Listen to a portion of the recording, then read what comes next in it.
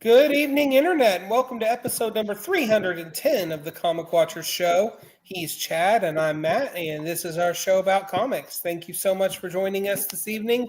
Our guest tonight, the one, the only, dude himself, Steve Rude, the man who needs no further introduction. Thank you, Steve, for joining us. You're welcome. And as far as being the one and only, that's probably a good thing.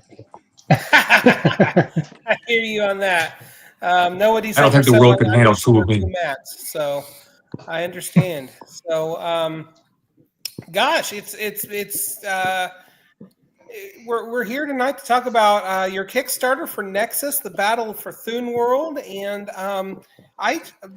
Nexus has been going on for decades now, but there might be some newer readers, younger readers that are less familiar with the property. Can you give us a breakdown on it?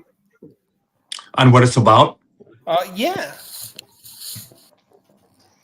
Nexus is about.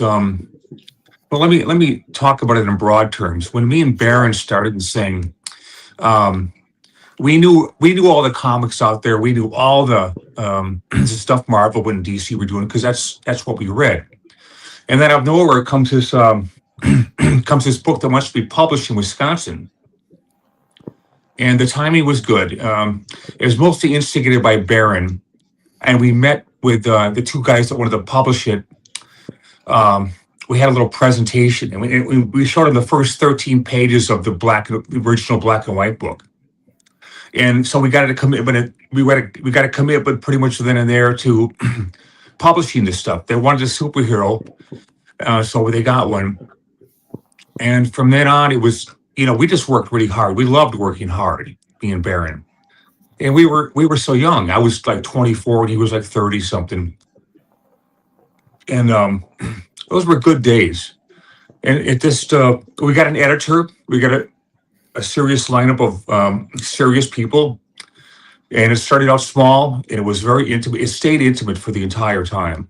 It wasn't until we went to First Comics, it became a little more rank and file, which is not as much fun, obviously. But those early days, as we were coming up with stuff together, Baron was much more in charge of it back then. I remember him. We went to a restaurant in Madison called Les Trois, and that was when you could spend $60 on a dinner and blow people away. Now it's a night out with coffee, maybe. Maybe. And we went in there early, like before the crowd came in, and Baron proceeded to tell me everything that he had planned for the book coming up. He talked about the Merc, I remember that, and things like that, and the secrets behind the stuff that he just invented himself at that time. So he passed it on to me, and I remember having a really good time. Baron was much more assertive back then, which I liked. He's kind of settled down a little bit since then, but I kind of wish he would go back to his assertive ways. But for those that haven't read the book, it's got science fiction in there. It's supposed to take place in 500 years in the future, which is probably not what we should have called it. It's more like 10 years in the future. I base my stuff on my influences, which is no surprise to anyone who becomes an artist. And those things, actually, I want to point out that everything that happened to me, that influenced me, where it all started, happened in 1966. And that was the year that Bruce Lee came out in Green Hornet. Star Trek came out. Space Ghost came out. And a couple other things that I can't think of right now. But, that was kind of a pivotal year for me. And so that's always the thing you look. I think you can trace back anything to a certain time period. And I was like 9 at the time in 66. But I kind of trace it back to that. So what was the first maybe your first exposure to comic books and what made you say, I want to get into this line of work? Well, I'm sure I didn't get around to thinking like I want to get into this until way later on. I mean, even when I graduated from high school, I was disorientated and I didn't know quite how to go about this. So my mom set me up downstairs in this freezing basement, and she took a board, an actual board, piece of wood board, and she put it up in some cinder blocks. And she gave me some typewriter paper and some ebony pencils and said, have fun. And I did. And I just doggedly got up every day. And I didn't know any other way except for just repetition. I love to copy pictures from my comics. So that's what I did. All my influences were copied at the time. So copied is a way that I still do things. But going back a long ways, my first exposure was by a friend of mine who bought all the comics from Marvel. That's why I got hooked on Marvel. And he had everything, so I just went over to his house to check out all this stuff. And one of them was Spider-Man. It was just so incredibly cool. It was the Romita era, and I just loved it. I was watching The Amazing Spider-Man last night, the movie. And one of the things I do when I watch movies these days, what happened to Chad? Oh, I'm here. No, I'm here. Okay. So Chad and Matt. Okay, so what I do when I watch movies these days, because I'm now writing my own material, I pick apart everything that's wrong and everything that's right. And that's just kind of my nature going on automatic there. Like, for example, there was a scene where Peter Parker leaves his home and the very who was his name? Who was the guy that played the dad? That was what's his name, right? Oh yeah, Martin Sheen. Yeah, Martin Sheen. Yeah. Well, how miscast can you get? So it was him and Sally, and when Peter Parker leaves his home, he slams it so hard the window breaks, right? Well, I don't know about you guys, but when they miss little opportunities like this, it drives me nuts. And what they missed was a reaction from the damn parents.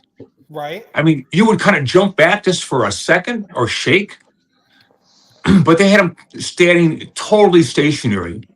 The little things I pick up on that I guess people that get paid $1 million a script don't think of.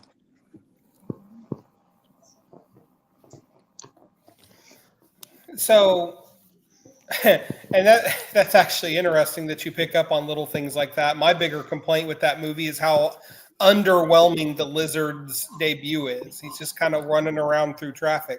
But when you and Mike Barron first debuted Nexus, it was kind of at the beginning of the 80s black and white indie boom. And, I was just a baby at that time, but I'm enough of an historian to know that it was definitely a time where Marvel and DC's hegemony was getting challenged by creators such as yourselves, and the black and white boom was sort of like the side door in to kicking them off their pedestal, so to speak. So tell us, if you would, a little bit about what it was like as a creator during that time, on the outside looking in, but definitely making some suits uncomfortable. I think if anything, the suits just happened to notice something from left field that they weren't expecting, and really nobody was expecting. I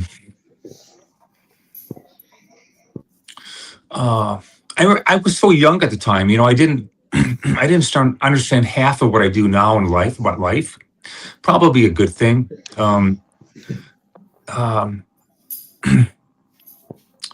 I know we got noticed because the first book to come out, you might remember this, is Justice Machine from Mike Gustovich. And that came out as an oversized magazine. and it had a cover by John Byrne. And so when we would, back when we would, go to the stores and buy all the comics from the racks or whatever, this was all noticed very heavily by everyone. And the people that came right after that is us, the Nexus crew. And likewise, we got, a noted artist to do the covers, a couple of them. And I was all for that. But I remember lettering, and inking and penciling. And I told Barry one time, I said, it's not fair. You're getting more money than I am, and I'm doing 3 times your work.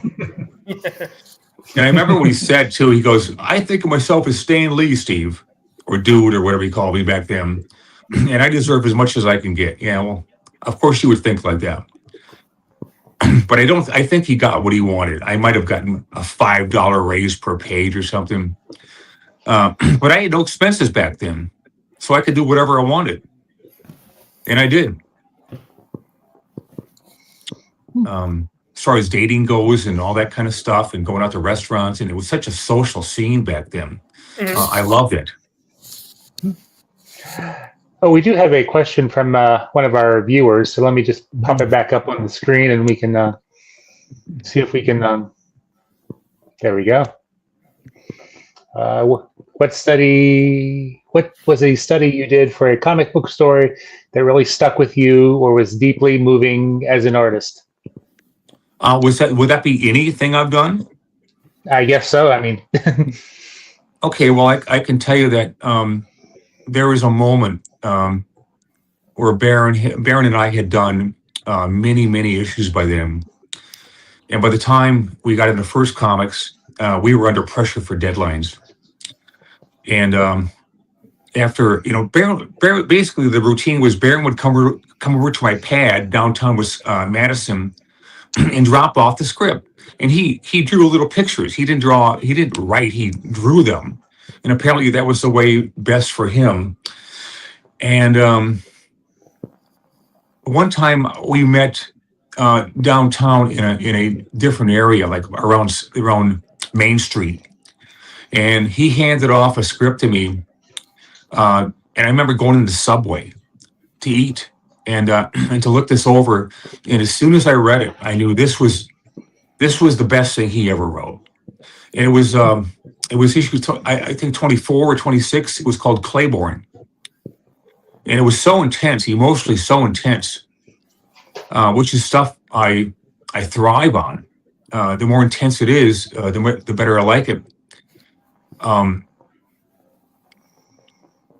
And that's what I try to do with my own stories. I've learned a lot in the last 5 years about how to do this thing called writing. And basically, I would say that everything you need to know is kind of buried inside of you to be able to write. So people that have lived something of a life should be able to, when they reflect all the bad things that prevent people from learning how to write, like negative thoughts and stuff. They actually more people have the capacity to write than they think they do. And when I realized, my problem wasn't thinking up ideas or thinking of plots or great things that happen in the stories. It was dialogue. So what I did was I had Janelle print off some Star Trek scripts off the web, and I would read these, and they were just perfect. They were so sparse. Nobody went on for a long period of time explaining the technobabble stuff that the other shows would go into much more later on. Like, what did they learn from this show? Nothing. But it's anything creative is a fascinating project. You guys obviously do something very, very creative. This podcast, for one, I mean, you've got to separate yourself from everyone out there, and make things count, because that's how you survive, and that's how you get a rep, and that's how you go up in the world, is by doing something a little different than everyone else. But the ability to write comes with, I don't want to naively say practice, but that's really what it comes down to. is just thinking about it all the time. Like when I watch these movies, I'm dissecting every single thing. Um, and everything that's great, I pick up on that too. So that's really exciting for me. So, kind of give us, overview, summary of what the Battle of Thuneworld is about. Well, when we decided to start Rude Dude up again and start self-publishing, which is unbelievably expensive, we lost a lot of money in that first book, The Coming of Gormando. But it was a masterpiece to me in terms of production and coloring and presentation, all that kind of stuff. And I was so proud of it. And I worked so hard on making sure the script worked. And from there, it's just a continuation of that story. Everything that comes from me from now on is going to be chronologically going back to the issue before it. So when Thuneworld came along, there were tie-ins to Gormando, but not many. But what did I think of that? Okay, one of the things I wanted to do that the whole issue would revolve around is I've always wanted to do Judah Maccabee as Samson. So if you recall that book where he's taken in all those tanks, that came directly from Samson and Delilah with Victor Mature. So you get what you do is you start assembling all these things. Well, I want to do this. I've always wanted to do that. This would be really cool. And then you kind of dovetail it together, and that's how I work. Everyone's got a different way to work based on their mentality. That's I think the funnest way I can work. And then you've got to get into specifics of little details. And another thing that they rarely do in TV is there's all these peripheral characters that are in the story, and they don't do anything with them. Well, I wanted to make sure that every single person that was in there that made some kind of appearance at least had a moment of personality, because otherwise you rob people of the potential of little incidents that could be funny or scary or whatever. And I've always noticed that when I see a movie or a TV show, actors really complain that they don't want to do parts that are like 5 minutes long or even less than that. But in fact, those little parts, if you know how to really put it together and really act the part and really put out an outstanding performance, you can be the star of the whole show in that 5 minutes or 1 minute. Sure. That's fascinating to me. So you steal the scene by virtue that you're not in it as much as the other guys. So it's reverse thinking that I like. And are there any of those, background minor characters that, you would like to one day maybe explore more within the series? Well, you never know. So far, what my conscience has been telling me to do is bring back old characters that never really got fleshed out and that people probably liked a lot. So it's fascinating to go back, grab these characters that Baron and I invented and put, it's like, where are they now, right? Well, we're going to answer that. And that came up more in the one I'm working on now, Return to Earth, which is a continuation of the Battle for Thuneworld. But the real test is the only real test with all the opinions out there that take place is, did you like it? Did you feel motivated? Did you feel excited? Did you feel like it was life and death? If I can get across the feeling of life and death, that's a huge succeed in my eyes. Maybe the biggest of all. So how much background knowledge or lore does your casual reader need to have about Nexus in order to get into Battle of Thuneworld? Well, the good thing is I'm very aware that there's dozens of people that are going to be coming in cold. So if you notice, I always try to throw in a little backstory that kind of sums up everything. Look back in Gormando and look at Thuneworld, and you'll see that I slipped those things in. Just again, we're reacquainted. Right. Okay. So we've actually got a comment here from a viewer, or a question, I should say. Dave of Yum says that he loves the newspaper layout of the Battle of Thuneworld. Steve, do you have a favorite comic strip or one that informed your book? Oh, that's a great question. The whole comic strip thing, I can tell you where that started. It's the very first thing that I could recite going back in time is my dad. He would tell me about how much he loved this Prince Valiant strip when he was growing up. And at the time, it was in the late 60s, 70s. We were looking at John Cullen Murphy. And to me, it was deadly boring. The art was kind of scratchy and the stories didn't feel involved.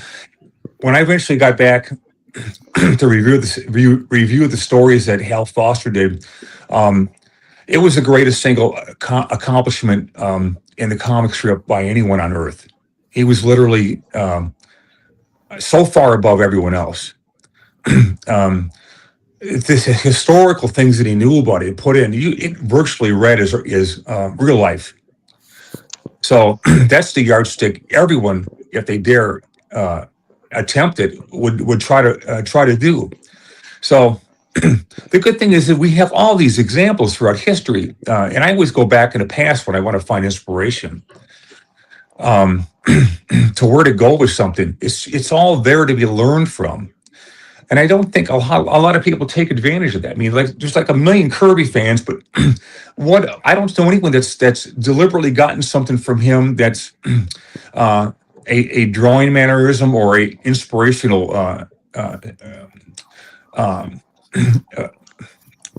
inspirational jump point. I don't see it, so I wonder why that is.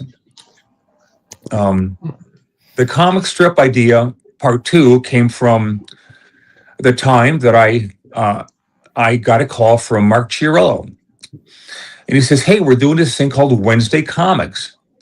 And we're reviving the strips.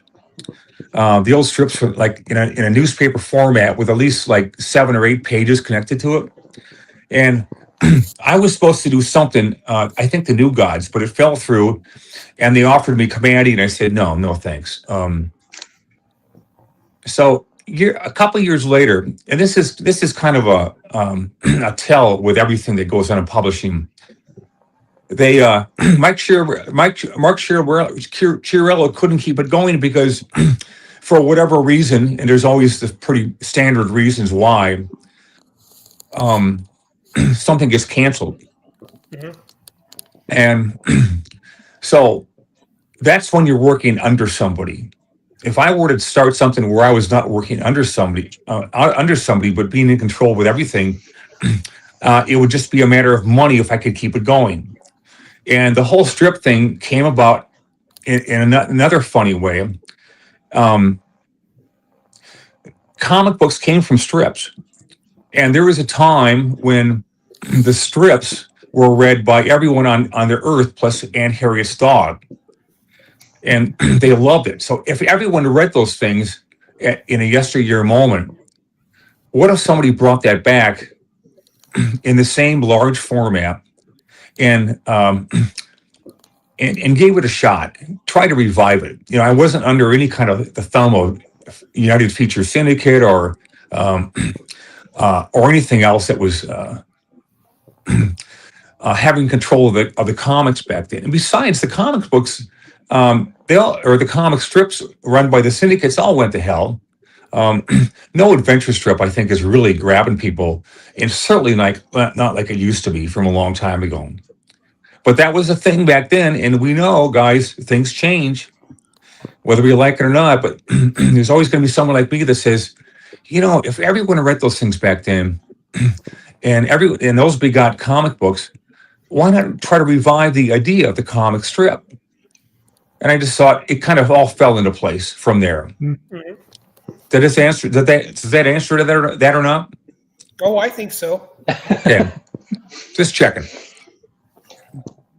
So, in your art process, do you still work traditional? Have you kind of moved to digital, or do you kind of hybrid, or what is your preferred method, I guess? Well, there's only one, so that kind of narrows it down. In my studio is everything but a computer. Hmm. So everything I have is, what they so-called traditional. It's like animation; they call it flat, or that's kind of a joke within the business, but or paper or whatever.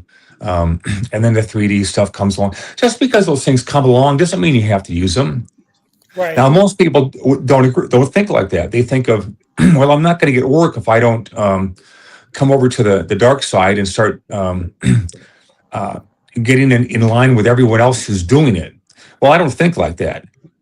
Thank God I don't think like that, because I'm devoted entirely to the process of all the things that people that work with paint and pencil and canvas have done for a billion years. And that's where my life is. That's where I love to be and figure things out, because you're always figuring things out. The learning process never stops in life, literally to your last breath, if you're fairly healthy and sound of mind, which I'm still working on. Well, speaking of the learning process, what have you learned over the years that you kind of wish you knew when you started, or what would you tell a younger version of yourself, given the experience that you've had? Well, I wouldn't tell myself anything really, and that's part of the thing that surprises people. I mean, one, if my younger self was trying to listen to my older self, I would have listened anyway, because I don't listen to anybody back then. I think that's impossible to really give an accurate answer to, because everything about life is incremental. 1 day, 2 days, 3 days, that makes a week, and then there's a month, and then there's this, and pretty soon the decades go by, and you're looking at a point in your life where, because of all the changes that take place in that time, inevitably, you've got to find a way to stand out like you did when things were easy and fun, like in the 80s. You've got to find a way to let the people know what you're doing, and then decide if they like it. And if they like it, and I'm pretty assured they will, I've just launched them into a world so compelling and exciting and different that keeps them coming back. Okay. We've got another question from a listener, and it says the inside in the instruction that you give on Saturday's comic book class has been a really huge personal lifeline for me. Is there someone who was a mentor like this for you? The mentor thing was yeah, there was. I mean, in the early 80s, I was in art school, and whereas there was no memorable teachers that came about from my first art school in Milwaukee School of the Arts, when I moved down to Madison, to the Madison Area Technical College, there was. And I remember at some point that this particular teacher, pulling me aside, I think he figured out enough about me that he could say with some assurance that I was going to be one of his 12. This guy, Mr. Camplin, had taught for 19 years. He came from New York and was one of the original artists behind the famous artist course by Al Doran. He was one of the many guys that would be behind the scenes and critique all the work that came in. So he knew everything. And he said I was going to be one of the guys that made it. And at the time, that was nice to hear, but I don't know how anyone can tell that. But Sure. If I were to be in his position now, I could easily tell who's going to make it. And that's going to be people that do the work without having to be told they need to do the work. They just do it. Just do it. Yeah. So aside from that, the early 90s or the mid 90s, mid 80s and 90s, there was a lot of painting workshops that I attended. And you paid $1,000, or was it 500 plus airfare, I guess. You paid a lot of money for a week's instruction from painters that you handpicked to teach you what they knew. So you could in theory learn it on your own. And it really was a boost for me to have that instruction. But mentors, the other people that I could list off were just people that I met for a weekend. Like when I would go up to see one of the illustrators that I was crazy about, who worked during the 1940s and was still alive. So I would call these guys up when you could still call people up, and actually get them on the phone and say, "Hey, I'm Steve Root. I love you. Love what you do. I want to come over and see you. Can I do that?" And they say, "Sure."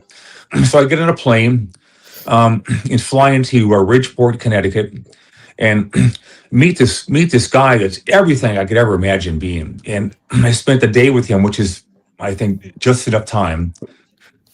And he gets a chance to meet a young guy who is dead set on becoming the same thing that he did back when he was in his 30s and 40s. That is utterly determined to make his mark in the field, even when the field of illustration was totally different by the time I got into it.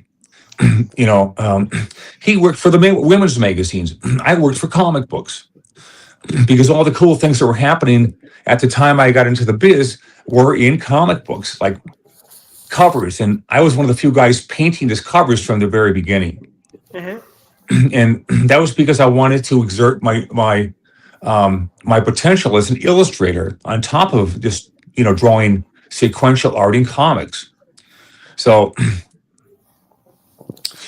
it was just endlessly fascinating to see that, when you look back on the decades and kind of decipher them and what took place here and why it worked out or why it didn't work out. That's what I mean about, there's an overall arc, but there's also within that, there's all these changes. And they can be anything they want. They can be good and they can be bad. And what you've got to do is go within yourself and take yourself out of the current situation, what you're being influenced by, and want to become an image artist just because they make so much money, and figure out where you're going to steer your wheel. And it didn't happen right away, but it did happen. And I realized I kind of got my hint from Paul McCartney. Mm. When you get a Paul McCartney record, you want it to sound like Paul McCartney, and he can go in whatever direction he wants, but it's got to sound like him. Otherwise, it's not him. It's electronica or something like that. So you never want to morph too much in one direction, where you're not recognizable as the person you bought the albums from in the first place. Right. So I think about that in what people want from like Jack Kirby. I always wanted really good Jack Kirby stories. Whip it. And that's all I wanted. I wanted them to be continually good. Excellent stuff. Jack kept it up for 40 years, but most people couldn't even do that. And that's I think I might have an advantage over people that think that you can only stick in there for 15 years or so years and give it your best and then slide a little bit. Well, that's like the worst thing you can tell me is, Steve, you have to start sliding now, because to me that's a living death. Sure. If you're able to maintain your enthusiasm, which is really not that hard, and go back to your sources and remember why you're doing this in the first place, you're going to continue to do all the things you're supposed to do when you're in the field, which is have fun, do good work, and grow from it. So, as the question indicated. Tell us a little bit more about the artistic instruction on Saturdays. Is this something that you do on a regular basis, or and how did that begin? Well, slowly at first, and at first I thought, what am I doing here? I'm trying to entertain people, but I'm not an entertainer. Well, I'm a little off kilter as far as my personality and delivery goes, which is probably a good thing. I think what the Saturday live stream at 1:30 on Saturdays has evolved into is getting a viewpoint that you don't get from anyone else. Because I'm pretty unique. I'm not like everyone else. I'm not rank and file, and I'm not the hoi polloi. So using that is just a common denominator. And since that's what people bring up all the time, you say things a little different from everyone else.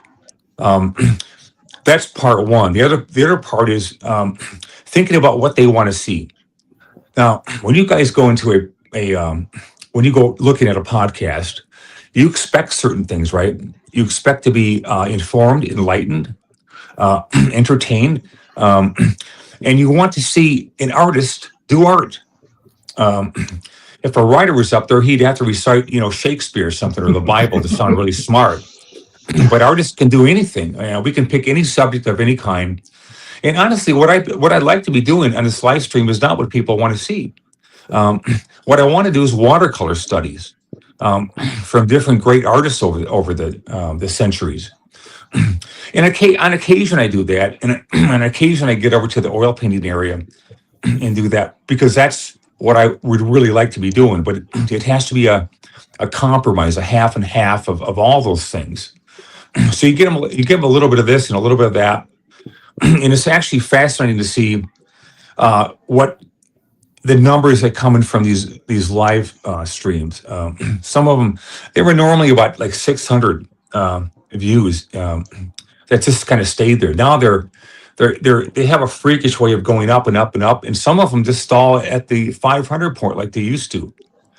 Others, depending on the subject, like a Rockwell study or a Frazetta thing, they go way up, as you could expect. So that's just an encouraging thing for getting the numbers in and getting the views, and also at the same time introducing all these things. I mean, if I'm unknown, there's chances are that these great artists that I like might be unknown too. Some people are going to say, "Who's Kirby? Who's Frazetta?" Well, here he is, and this is what he does.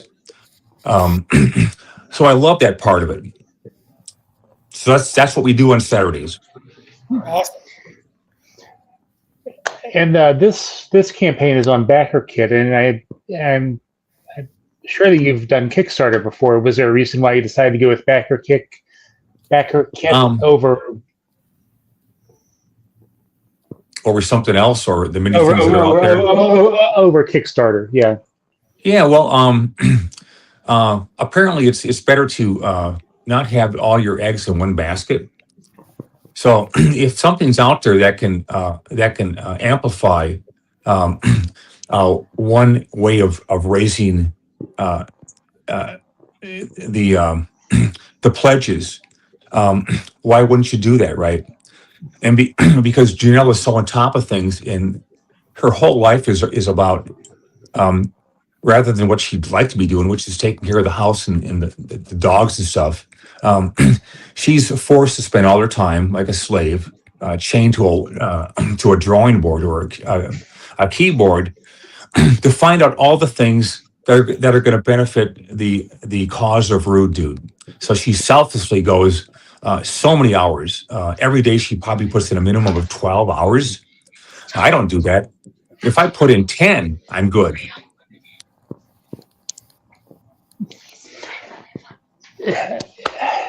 Has there, something how do you feel about the crowdfunding method? I mean, as a way of, launching projects? We have no choice. If it's the money is not going to come from us, we're not going to self-generate anything. So in the case of this is kind of a symbiotic relationship between the fan and the artist. I don't like the idea for begging for money, which is what it really is. Um, but that's what it comes down to. And people find all these ways to disguise what it really means, but that's what it comes down to.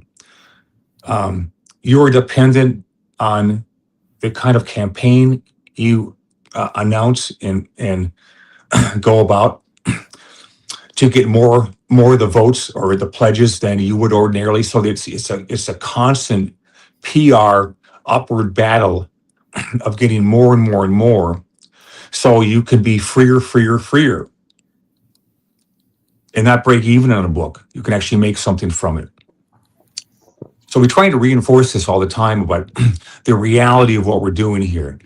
You guys, the more you give us, we can give you extra this and extra that, and we can add two more, 100 more pages onto the book, because all these things, they kind of cost money.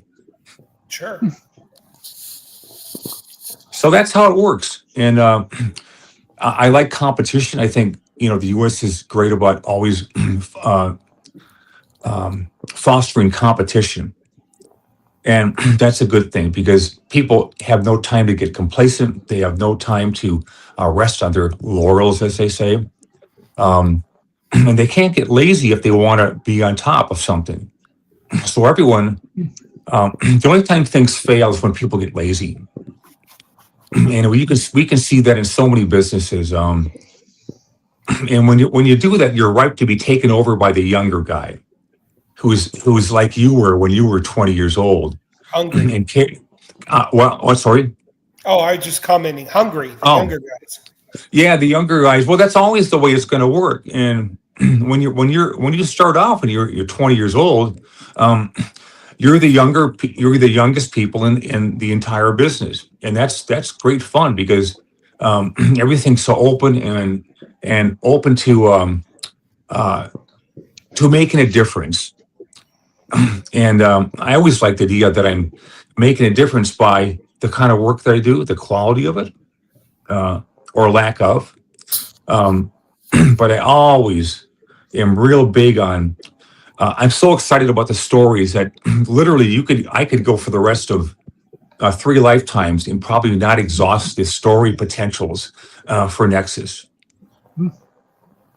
Now, excuse me, just to clarify, is Baron working with you on this particular Nexus outing, or is it all you?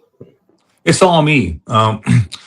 We kind of worked out this deal because we were getting divergent views on where to take the strip, and they were quite divergent. We just thought, well, I'll do my thing and you do your thing. So Baron's got his own Nexus book out there, his own publishing thing, and I've got Rude Dude, which is exclusively Nexus. Okay. So we have a chance to amiably do separate things from something that was once done by 2 very close people. I mean, that's one of the changes that you'll note as time goes on through the decades. Everything changes, and you don't know what they're going to be because it hasn't happened yet. But if it does happen, people believe in a thing about if it happens, it's for a reason. Depends on how smart you are or how superstitious you are. Do things really happen for a reason? Well, for the most part, I have to believe life is kind of looking for a balancing act. Mm-hmm. And if you're too far balanced on one side, it's going to be tend to turn into a kind of a chaotic environment. So I think what life wants is to have enough of a balance to make sure everyone has a fair shot at something. And I like that thinking, because that's the old American way of ingenuity, is to have a chance to do what you want, work hard at it, and if you find yourself in a position where you're not only entertaining them but changing their lives based on the philosophy of the work you do, can it get much better than that? Right on. kind of a two-part question. What do you feel is the biggest change in the industry since you started in it, and where, in your opinion, do you think it's headed?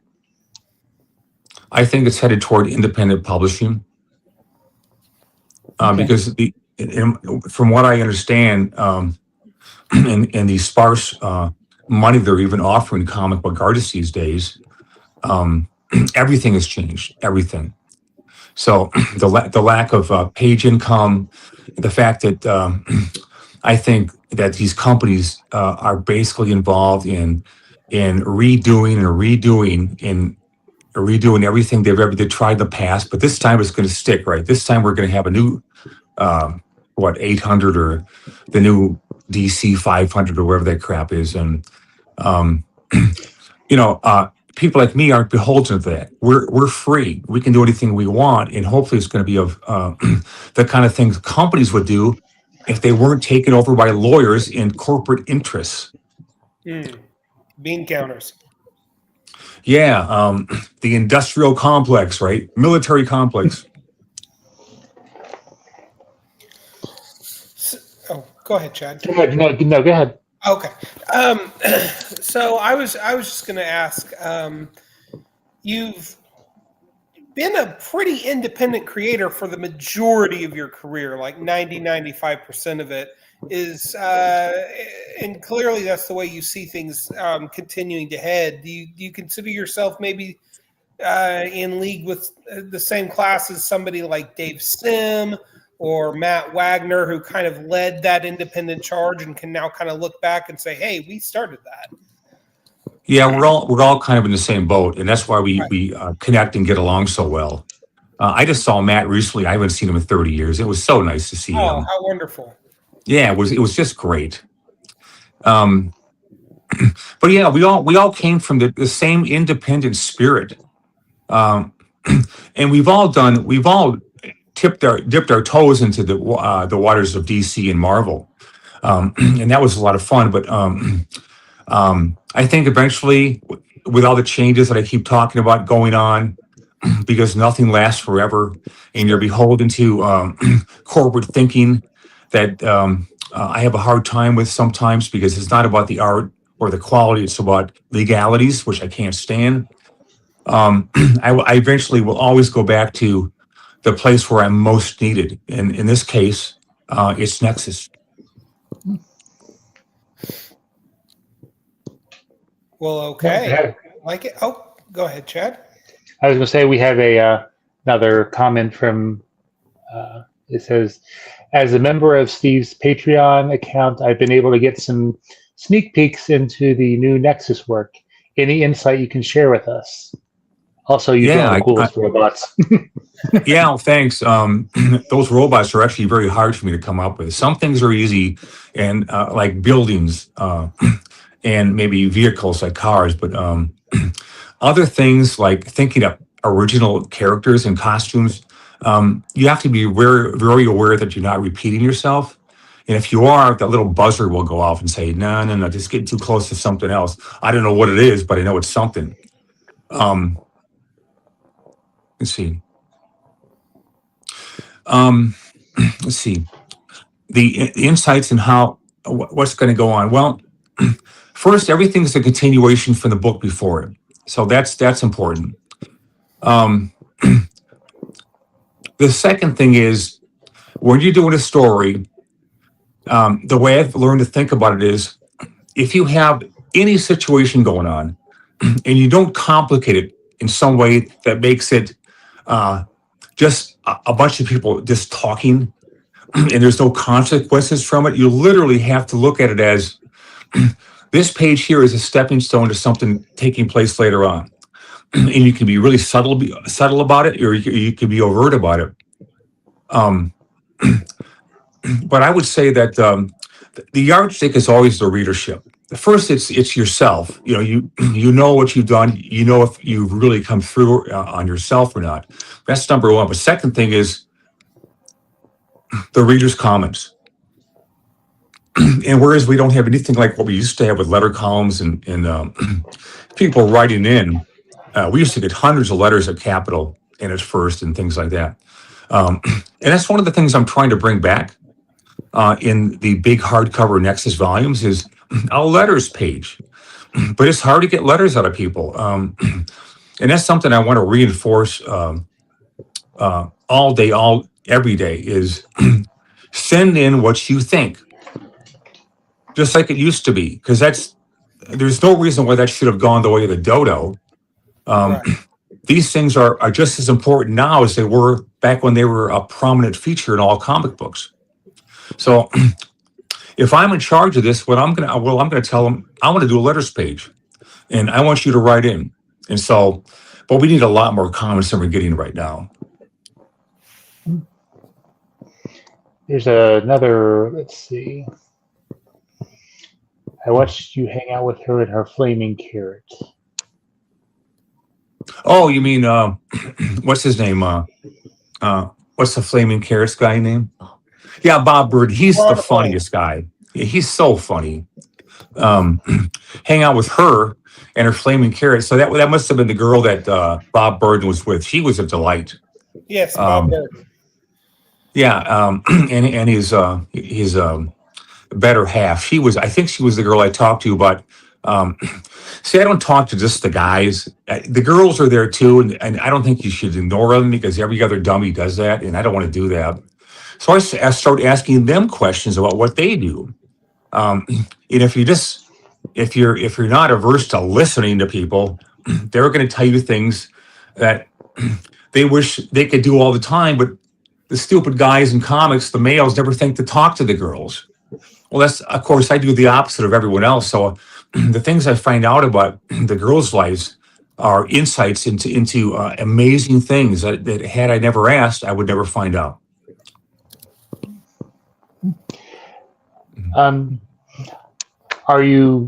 Do you continue to do shows, or are you doing any upcoming events? Well, the only one that's going to be for sure is the Dragon Con because they invited me. And comic artists now should be asking for money. So if all these, if the amount to solicit these celebrities is like probably 20 grand to 30 grand, I think they can spare some money for the comic book artists, which is supposed to be what this is all about anyway. Mm-hmm. So ask for a fee. If they really want you, they'll pay it. And it's probably a drop in the bucket compared to what they do with celebrities, which I guarantee we know it is. Mm-hmm. So, but that's the only one. I don't really like doing shows. I'd rather, at this point in my life, in my late 60s, I just want to stay home and work. I love to sit there at the drawing board and what's next? Janelle says you need to do this and do some more drawings for this. And then I do an occasional commission when I have to, if the bread isn't coming in to the point where it's going to be survival money. I'll have to do those. But all that takes away from Nexus, which is what I want to be doing. Mm-hmm. If I had it exactly the way I wanted it, and I have a really good life. I mean, it's pretty ideal when you think about it. It would be just having to drop the things that interfere with the work on Nexus, the writing, the drawing, the inking, all the things it takes to put together a book, which is a lot. And it's a lot of money, as you guys well know. For sure. Yeah. Most definitely.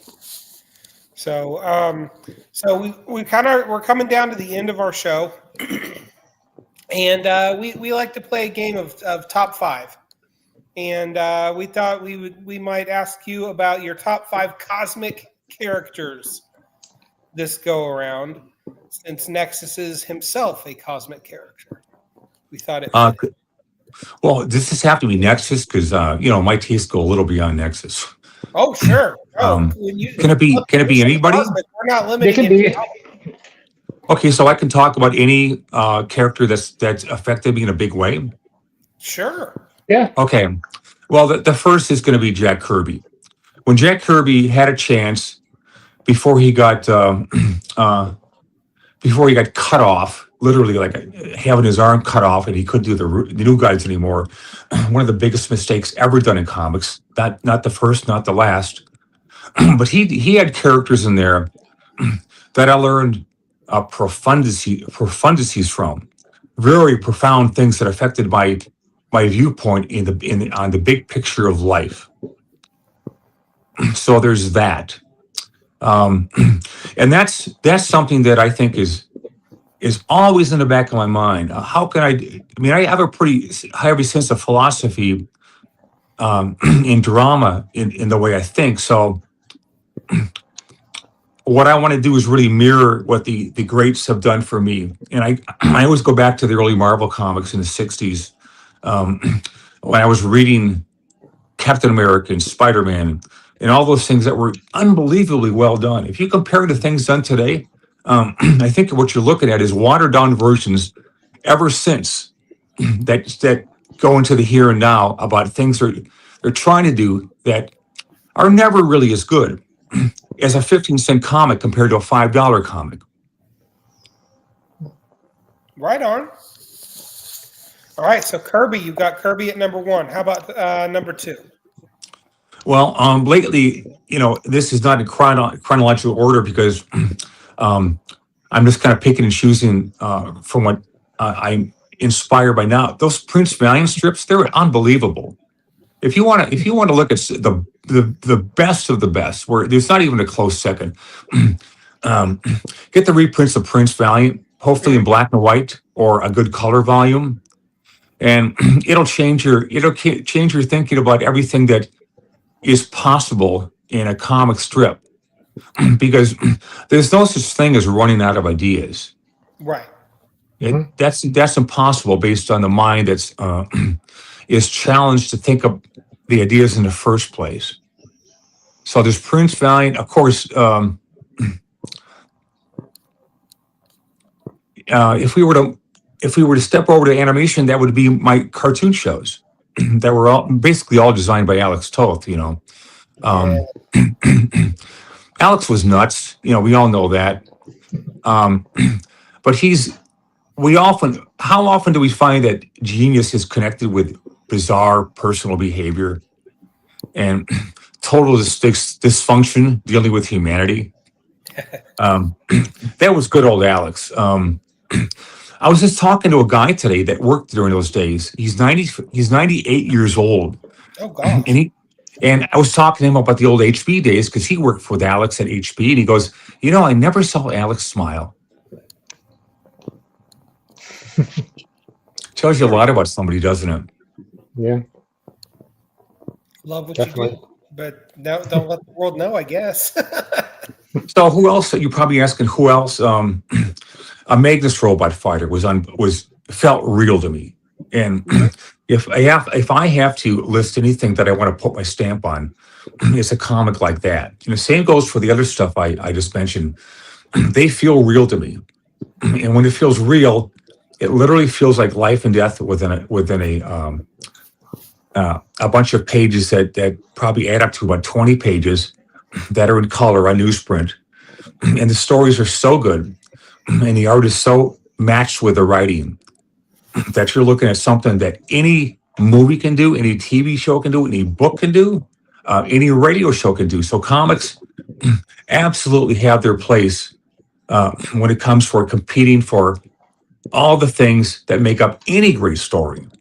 And I'm proud to be in the business. All right. Well, we're happy to have you in the business. Thank you so much Well, for your decades of service to the art of comics, the art and science of comics, as it were. So, yeah, it's there's really no limitations on this stuff. There's no chains or anything that weigh you down and make you think like something can't be done. I just happen to think that I don't believe in the words in can't and don't. right. So that liberates me from like at least 80% of them out there that think they can't do something. So you want to be free like that in your thinking. Yeah, absolutely. Absolutely. I get it and I love it. and I'm here for it. So, Would you like to give a final pitch for the campaign, which I know it probably has about just over a week left on it? Yeah, I'd love to, but I think the best thing I can do, being the smart guy that I am, I'm going to turn you over to Gino Ginelli. No, please don't. I'll take my leave just temporarily, okay? She's going to get into the nitty gritty with you. Please don't. Go. Hi. So the Backer Kit campaign has it ends on April 25th. April, is it the 25th? Yeah, the 25th.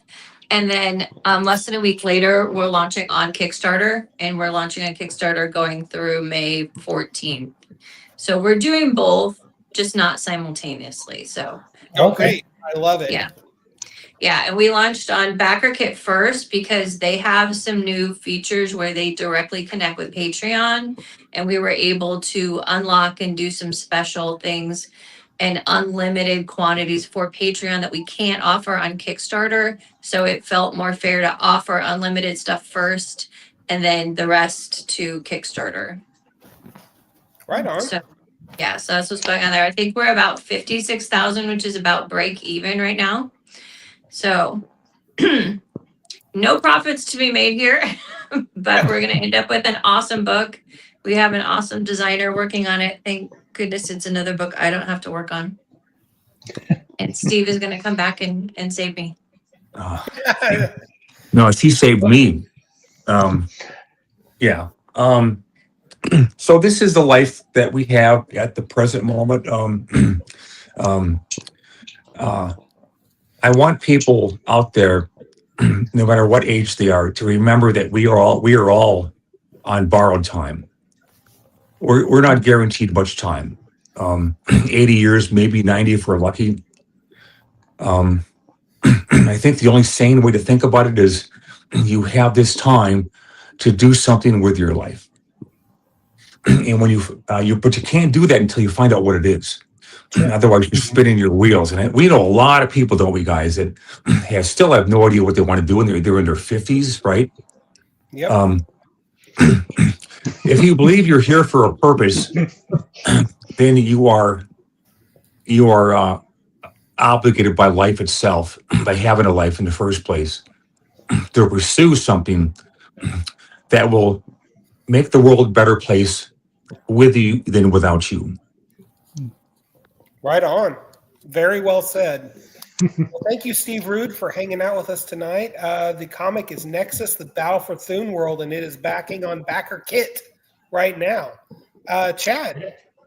And we'll continue to follow it on Backer Kit, and when it moves over to Kickstarter on our weekly crowdfunder roundup. Absolutely, we will. Well, your contributions to our causes are certainly of benefit to everyone. So we can only appreciate what you've done for us to get the word out.